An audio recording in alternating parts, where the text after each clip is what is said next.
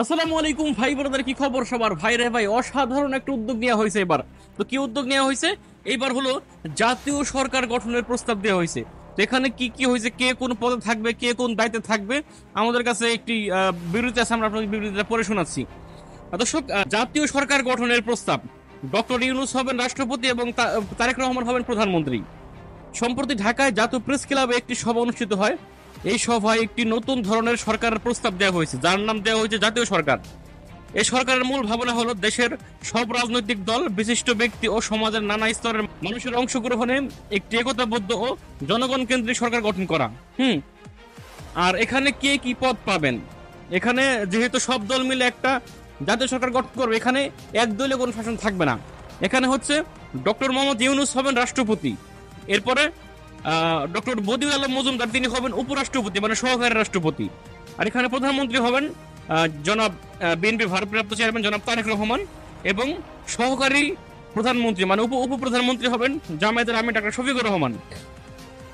আর হচ্ছে মন্ত্রিসভায় কার কতটুকু অবদান থাকবে, এখানে হচ্ছে ভাই এখানে যেহেতু একক দলীয় প্রতিনিধিত্ব থাকবে না, সবাই সমান সমান থাকবে। এর জন্য বিএনপি যেমন একটু বড় দল, তাহলে বিএনপির থাকবে 25%, আর হলো জামায়াতে থাকবে 20%, এবং অন্যান্য ছোট দল এবং বিশিষ্ট ব্যক্তিদেরকে নিয়ে থাকবে 55%। মানে এইভাবে সকল পক্ষের একটি প্রতিনিধিত্ব থাকবে সংসদে। আর হচ্ছে এই সরকারের কেউ পূর্ণমান মন্ত্রী হবে না, সবাই হবে উপমন্ত্রী বা আপনার প্রতিমন্ত্রী। এই হলো অবস্থা। এই সুন্দর একটা প্রস্তাবনা। তো কেন এই প্রস্তাব, মানে এই প্রস্তাব কেন, কিসের জন্য, চলুন আমরা একটু পড়ে শোনাই।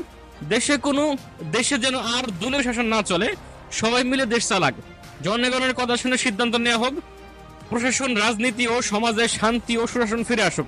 সুন্দর একটা কথা ভাই। এবং এই সরকারের লক্ষ্য কি হবে রে ভাই? মানে এত সুন্দর একটা সরকারের প্রস্তাব যারা দিচ্ছে, এখানে লক্ষ্য তুলে ধরেছে। লক্ষ্য হবে জনগণই হবে সরকার, সকল ক্ষমতার মালিক, শাসকরা জনগণের প্রতিনিধি হবে, শোষক নয়। সুন্দর একটা কথা। সব শ্রেণীর মানুষ থাকবে সরকারের অংশীদার, একটি কল্যাণমূলক রাষ্ট্র গঠন হবে, এবং এটা বাস্তবায়ন করতে সবার সঙ্গে আলোচনা করে ঐক্যমত গঠন করা দরকার। আর এটাই হবে নতুন ভবিষ্যতের দিক নির্দেশনা। ভাই, অসাধারণ একটা প্রস্তাব।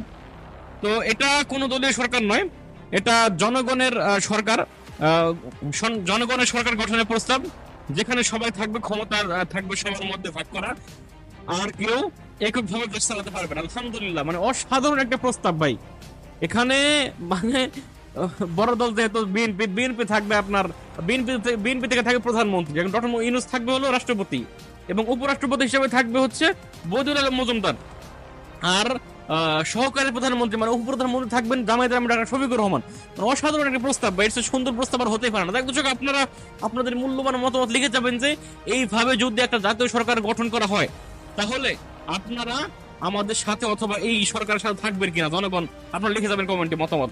ভালো থাকবেন, সুস্থ থাকবেন, এবং এরকম আরো ভিডিও পেতে আমাদের ইউটিউব চ্যানেল সাবস্ক্রাইব করবেন। আসসালামু আলাইকুম।